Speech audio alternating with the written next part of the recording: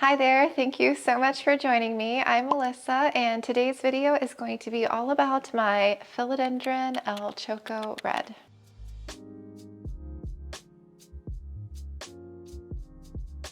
I have my El Choco Red right here beside me. We are going to film this video out here today since my plant room is a bit of a mess with some moss pole chops and stuff that I'm doing. So we are going to take a closer look at her, and I'm going to give you the backstory and how I grew this big, beautiful plant. My Philodendron El Choco Red has not been an easy plant for me to grow. I've struggled with this one. I've grown it in different substrates, and this last substrate, which is Lechuza Pon, has been just absolutely amazing for this plant and the growth that this plant has given me over the last several months. I got my El Choco Red back in 2021, I believe. I actually remember buying this plant because I drove almost a little over 2 hours one way to pick this plant up, and then I had to drive back. I got this plant from somebody who was selling it in a Facebook plant group. I'm not active in those groups anymore, but I was back in the day,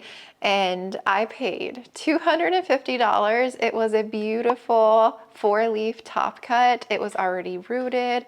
It was just absolutely gorgeous. I saw this plant and I had to have it. I don't know what inspired me to get an El Choco Red or what made me want one so bad.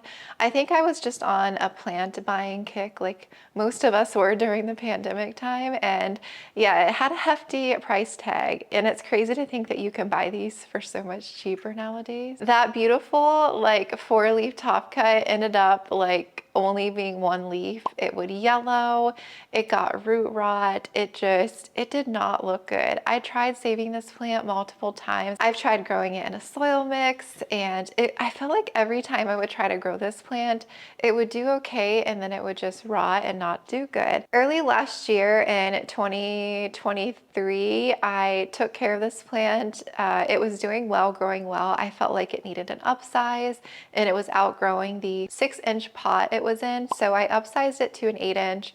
It was in my soil mix, and I feel like ever since I did that, it just didn't really grow after that. It actually came down to with some powdery mildew. It was on most of the leaves. So I ended up treating the powdery mildew, and I kept it in that pot for a little bit, and then it just wasn't growing. It wasn't doing well. So I made the decision to just take a healthy top cut, the cutting that didn't have powdery mildew. I just did a top cut and I got rid of the base just to start over with a fresh, healthy plant. So I took the top cutting and I rooted it in stratum, and I had it in stratum, I think, for at least 6 weeks, 8 weeks, something like that. And then I made the decision to move it to Lechuza Pon. I really wanted to try Lechuza Pon out for this plant because I feel like I had it in soil multiple times and it just rotted and it didn't grow well. So I figured, why not try it in pon since I had so much luck with my alocasias. Pon was still pretty new to me at that time, but I just figured I would give it a go, and lo and behold, I have this massive plant beside me. Back then, when I first was putting plants into pon, I wasn't feeding or fertilizing right away, and that was my mistake. I should have been feeding this plant a lot sooner, and it was way overdue for an upsize. After it was in pon for 6+ months, I think I finally upsized it. It was in a 4.5-inch planter, and then I moved it most recently to a 7-inch. And the 7-inch was not nearly big enough for that root system. I actually repotted it or upsized the pond reservoir in a reel that I did, a short form video. And I'll insert a clip of the root system and what it looked like at that time. It was insane. I've been meaning to upsize it again. I'll probably go up to a 10-inch, but it seems to be growing well right now. So maybe I'll wait a couple more months and then I'll upsize it, but it probably could use a bigger home. It's actually sucking up water out of here pretty quickly. And that was my sign last time that I felt like there were more roots than actual pon because it's drinking it up so fast. So I probably should upsize it soon. So I need to get some 10-inch planters, and that'll be like my next step with this plant. Once I actually started feeding better and learned more about kind of my nutrient regimen, because I was testing out a couple different fertilizers. I went from slow release to using a liquid as early as fall of last year. So a liquid fertilizer was pretty new to me. I started out with one and then I switched it to a different one, which I'm currently using. So I had some hiccups there to try and figure out what I wanted to use, what my plants wanted to use, what they liked.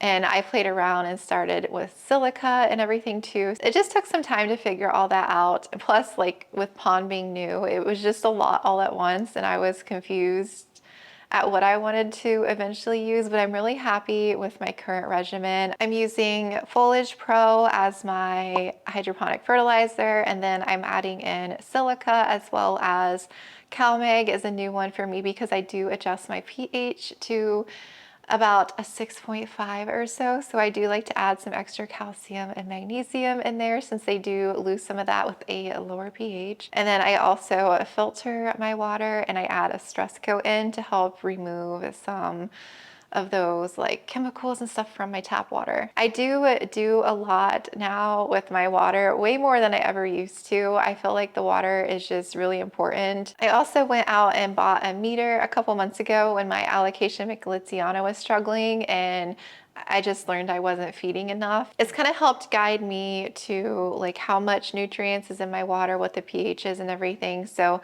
I still use it and test the water just to see what levels are looking like. It was really useful for me when a couple of my plants were struggling to figure out what's going on so that I can try and figure out how to correct it. So I'm very happy that she is liking my current regimen and what I'm doing with her. I'm going to give you a closer look at this plant now and how truly beautiful this plant is.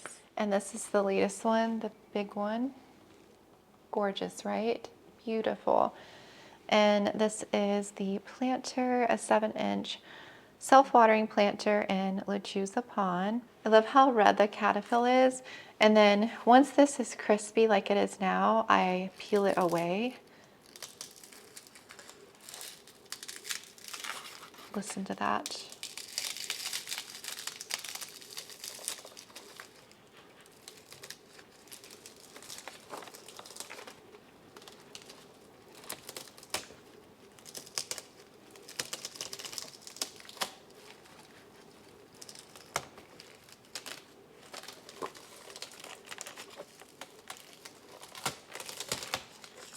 So satisfying.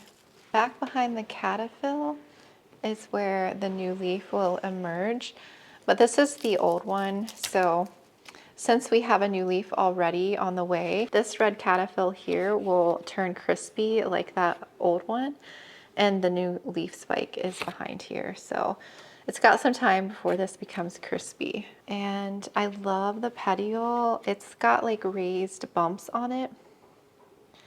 I don't know if you can make it out that well. It's so cool. The light source that I have for this plant in my plant room is up ahead, so I feel like it's nicely stretched the plant up in a sense. I don't know if you can tell the leaves are kind of facing upward. So I really like the look of the plant right now. I feel like it's grown really well. I think this is the oldest leaf on the plant, the one that got kind of damaged when it was unfurling. It was like right after or right before I put it into pond. And I think actually this one is the one that came out when I put it into pond because I damaged this one accidentally in that video when I was repotting it. I was cleaning leaves and stuff, and then this got jabbed by my sink, so I created a hole. And then the next one that came out was, I think, pretty big, this one here. I was definitely impressed by the leaf size. And the next one that came out, I think, was this one, which was still pretty big. I was definitely amazed. And then this one came out, which again was another like big, beautiful leaf. And then this one came out. This one really just made me like, whoa, this plant is loving semi-hydro. Like this one I thought was really big until this latest one came out, and this one has just completely outdone itself. Really outdone itself. So I'm very curious to see this new leaf and how it's going to grow for me. It's beautiful. I love like the curl that it's doing. I'm really happy there's a new leaf so I could show you what the new leaves look like. That color is everything. And then it fades to like a darker velvety green. It's a very velvety phyllo. Gorgeous, gorgeous plant. Thank you so much for watching. I really hope you enjoyed my story with my El Choco Red. I love this plant so much, and she has been on quite a bit of a journey with me, so I'm really happy to see her actually growing and doing well this time around. So yeah, I will link any videos I've done on her down below in the description box if you want to check those out. And I'm just super excited to see, what she's going to grow into. And yeah, she really loves semi-hydro. So if you are struggling with yours, I would definitely suggest moving it over because yeah, once I try soil a couple times and I still struggle with the plant and it's not doing well, it's going to go into pond. So thank you so much for watching. I really hope you enjoyed, and I will talk to you soon.